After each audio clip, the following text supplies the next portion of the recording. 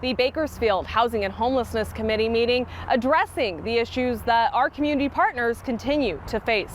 I'm your Bakersfield neighborhood reporter, Veronica Morley. Now, while millions are going towards addressing our signature issue, those on the ground say that they can't keep up with the amount of people needing their services.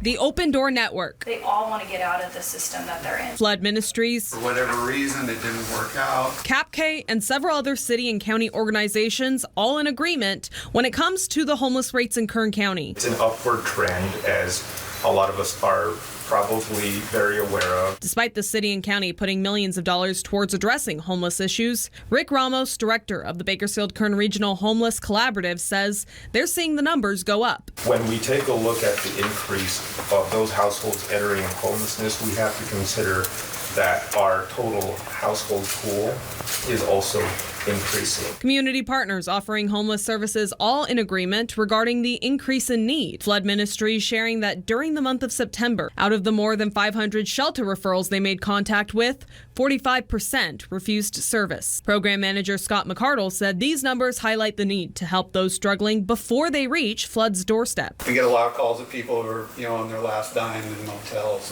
and such, and we're trying to do the best that we can to advocate for them so they don't transition to a shelter or worse, to the street. City Council members Eric Arias and Andre Gonzalez asking where funding is needed most. While preventative measures are a key point, long-term case management is another high priority. You might need life skill support. You might need budgeting and financial support. You might need childcare guidance. You might need a whole host of issues resolved alongside of a trusted case manager.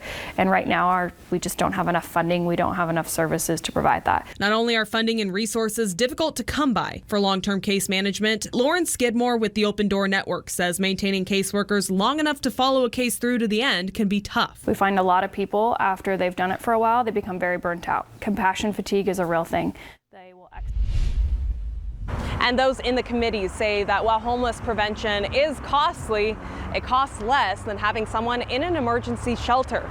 I'm your neighborhood reporter in Bakersfield, Veronica Morley.